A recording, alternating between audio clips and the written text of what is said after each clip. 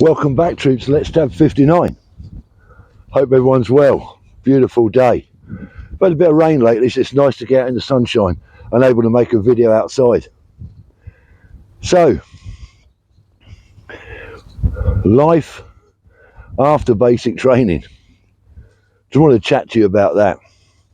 I haven't really spoke much about basic training. I spoke about doing selection, army selection, and maybe I'll do some on basic training. I'm undecided, but I want to talk to you about what was it like after basic training, when you finish your basic training and you go off to your unit. Now, when you leave basic training, you have your pass out parade, obviously, and you go home on leave.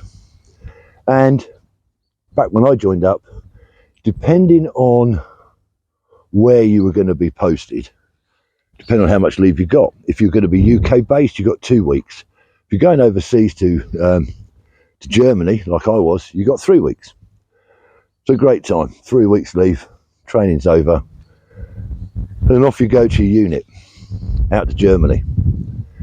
Now, of course, you're absolutely immaculate. Your standards of dress during basic training are absolutely immaculate. So when I got out to Germany, first day at work, first day on parade, I was immaculate. I noticed straight away that the other lads that were there, the old sweats, they weren't quite as smart as I was. That's one thing I noticed. But also, it started to get a little bit boring because we've been pretty active during basic training. You know, every day you're doing something, running about. It never seems to be enough hours in the day. And of course, you get the basic training, you just slip into, you get to your unit, you slip into that routine of everyday soldier life in Germany, which was, you know, on parade in the morning, 7:30, 8:15, nappy break 10:30, lunch, I think it's 12:30, so about 1:45, and then work through the afternoon and knock off about, I think it's about 4:45, 4:45. Evening meal, then time's your own, unless you're on a duty. So that's sort of the slip in. It did get a little bit, I thought it had become a little bit boring after basic training. So that was one of the things I noticed as well. Now, I'll tell you a little story. Pull a sandbag up, swing a lantern. A little story about how I fitted in, or how I didn't fit in with one sergeant major very well. So we're the sergeant major. I've got to be careful now with names. We're the sergeant major. Let's call him Nosher. He was, I don't know, 5'6", not very tall, stocky guy. He took an instant dislike to me. I was 6'2", 17 and a half years old. I don't know what it was. He just didn't take much of an interest in me. He didn't like me a lot. So we're on parade first morning at work. Fell in 3 ranks down by the garages. Dress in those days, working dress, was coveralls, KF shirt, boots, puttees, headdress, green plastic belt. That was our working dress in Germany in 77. So duty NCO is there. We're in 3 ranks, open order. We're all stood at ease. As the NCO calls a roll call out, come to attention, answered sir, when your name got called, and then stand back at ease. You said sir, not because it's an NCO, but because a sergeant major or an officer was there on parade as well when the roll was being called. So we're going through all that, and then that's done. And the sergeant major decides to walk round up and down the 3 ranks with the duty NCO inspecting us. And the usual thing, Smith, haircut. Jones, press your shirt collar down properly, or whatever. Giving out the odd extra duty here and there as he went. So he's doing that, and he got to me, and he stood in front of me. I say he's about 5'6", and he was right in my grid. I mean, right in my face. He had this great big, bushy ginger moustache, and it was all bogies and stuff. And he was shouting at me, spit coming out his face. I could feel it on me, giving me a right dressing down. I can't really remember what it's for. Something trivial, but he's letting me know who he was. So he's laying into me, and he just took an instant dislike to me from that day on. Now, not long after that, we had to deploy out on a field live firing exercise, the Hona Ranges. Now, because it was a live firing exercise, it wasn't tactical. We were up on the ranges just doing the technical side. So just down the road from the ranges was bivouac areas. So you went into this like pine forest area, there's a track going in there, and there'd be a clearing in the middle. And in there would be set up some 12x12 tents for the guys to sleep in, a couple of 9x9s for the officers, and a large sort of marquee type tent, which was the cookhouse. A couple of chefs in there knocking out the 3 meals a day. Well, breakfast, you had a haversack lunch, I think. Remember them horror bags? Ugh. And then you'd have an evening meal.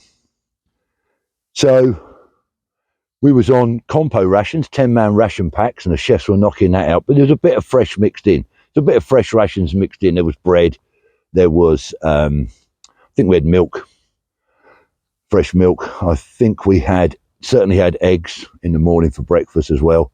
We had the old tin of sausages from the compo ration pack, like dead man's fingers, and bacon grill sliced up.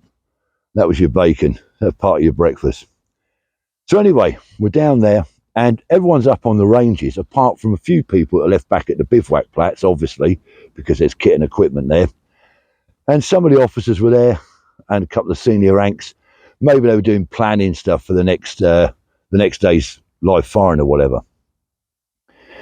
And obviously the chefs were there working away in the cookhouse. Now, this Sergeant Major Nosher, he's banged me straight on cookhouse detail. So on cookhouse for about the first 3 or 4 days on the firing exercise, I was left behind at the cookhouse, spud barbering, washing up Dixies, doing all the usual crap. So one of the other things I had to do, apart from spud barbering, was at about 10:30, we would put out a naffy break. So there was a 6-foot table outside the cookhouse tent, and on there'd be a couple of silver urns of tea and coffee, one of tea and one of coffee, brown paper bag full of sugar that stuck together, tin of Ideal carnation milk or whatever for you. And then it got to about 10:30, like I say, I'd set that up before that. About 10 o'clock, I'd get the hot water out of the Dixies off the chefs, knock up an urn of tea, knock up another urn of coffee, and put them out. 10:30, all those on camp would come down there, maybe get an egg banjo off the chef, and a mug of tea or coffee. And that was your naffy break. So I found out very quickly that Nosher didn't like tea. He only drank coffee. So what I did on the second day was I hid all the coffee. All the coffee I could find, I hid it away and just made one urn of tea. So Nosher rocks up.